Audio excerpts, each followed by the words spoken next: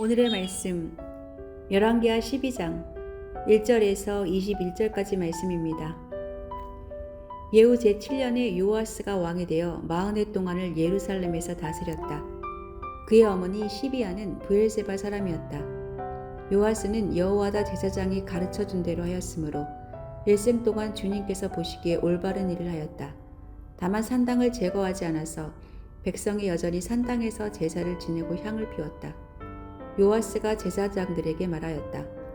주님의 성전에 들어오는 모두 현금, 곧 일반 헌금과 의무적으로 부과된 헌금과 자원하여 주님의 성전에 가져오는 헌금을 모두 제사장들이 각 담당 회계로부터 받아서 성전에 수리할 곳이 발견되는 대로 그 수리할 곳을 모두 고치도록 하십시오.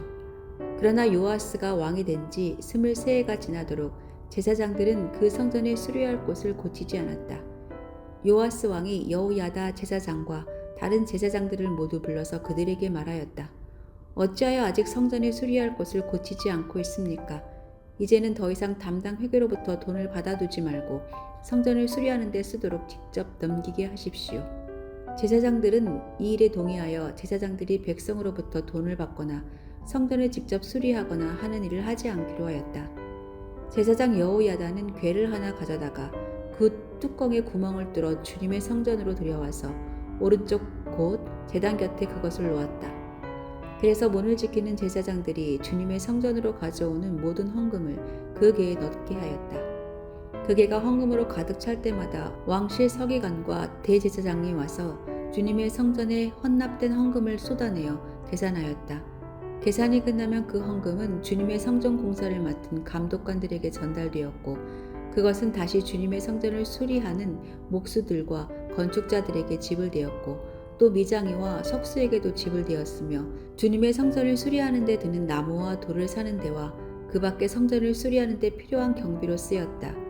주님의 성전에 헌납된 그 헌금은 주님의 성전에서 쓸 은 대접들과 부짓개와 대접들과 나팔 등과 금 그릇이나 은 그릇을 만드는 데 쓰이지는 않았다. 그 헌금은 오직 일꾼들에게 주어 그것으로 주님의 성전을 수리하는 데만 사용하였다. 또 돈을 받아 일꾼들에게 주는 감독관들에게 대한 회계 감사를 하지 않았는데 그것은 그들이 성실하게 일하고 있었기 때문이다. 그리고 속건제와 속죄제에 바친 돈은 주님의 성전의 수입으로 계산하지 않았다. 그것은 제사장들의 몫이었기 때문이다. 그 무렵에 시리아 왕 하사엘이 가드를 공격하여 함락시켰다. 그런 다음에 하사엘은 또 예루살렘도 치려고 하였기 때문에 유다 왕 요아스는 앞서 유다를 다스린 여호사밧과 여호람과 아하시아가 주님께 바친 모든 물건과 또 자신이 주님께 바친 것들을 비롯하여 주님의 성전과 왕실 창고에 있는 모든 금을 시리아 왕 하사엘에게 보냈다. 그러자 하사엘은 예루살렘을 치지 않고 물러갔다. 요아스의 나머지 행적과 그가 한 모든 일은 유다 왕 역대지략에 기록되어 있다. 요아스의 신하들이 역모를 꾸며 실라로 내려가는 길에 있는 밀로의 궁에서 요아스를 살해하였다. 그를 살해한 신하는 시므앗의 아들 요사갈과 소멜의 아들 여호사밧이었다. 그가 죽으니 그의 조상들과 함께 다윗성에 장사하였다. 그의 아들 아마샤가 그의 뒤를 이어 왕이 되었다.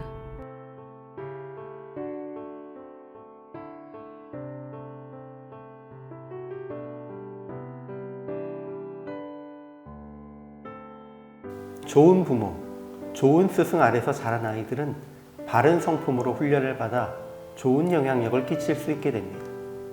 그러나 자칫 부모와 스승이 과보호를 하게 되면 착하지만 세상 물정을 모르고 혼자서는 아무것도 할 수 없는 온실 속의 화초와 같아질 수가 있습니다. 요즘 군대에 온 신병들은 그런 모습을 보인다고 합니다. 험하게 자라지 않아서 대체로 착하기는 하지만 스스로 알아서 무엇을 하는 것을 힘들어한다는 것. 이것이 온실 속의 화초 같은 요즘의 청년들입니다. 그래서 한국 속담에는 귀한 자식 매 한 대 더 때린다라는 말도 있습니다. 잘 키우는 것과 과보호는 종이 한 장 차이입니다. 요아스는 유다를 40년간 통치합니다.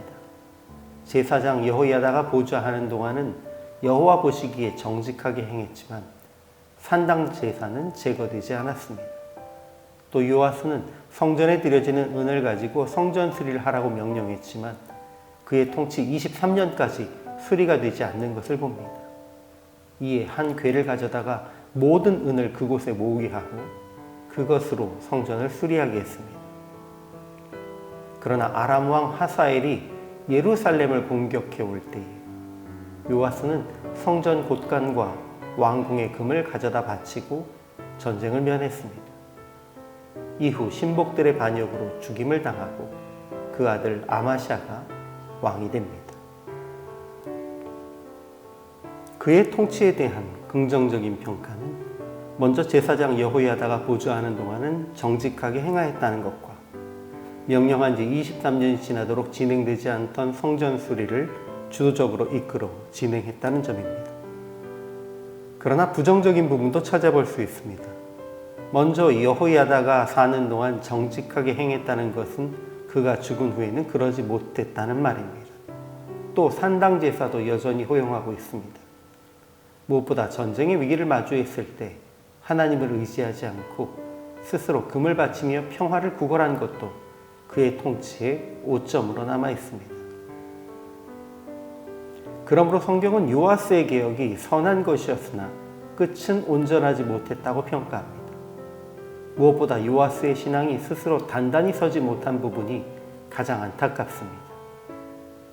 여호야다가 인도할 때에는 경건을 유지했지만 그가 죽자 신앙도 판단력도 서서히 무너진 것으로 보아 요아스는 과보 속에 성장한 왕입니다.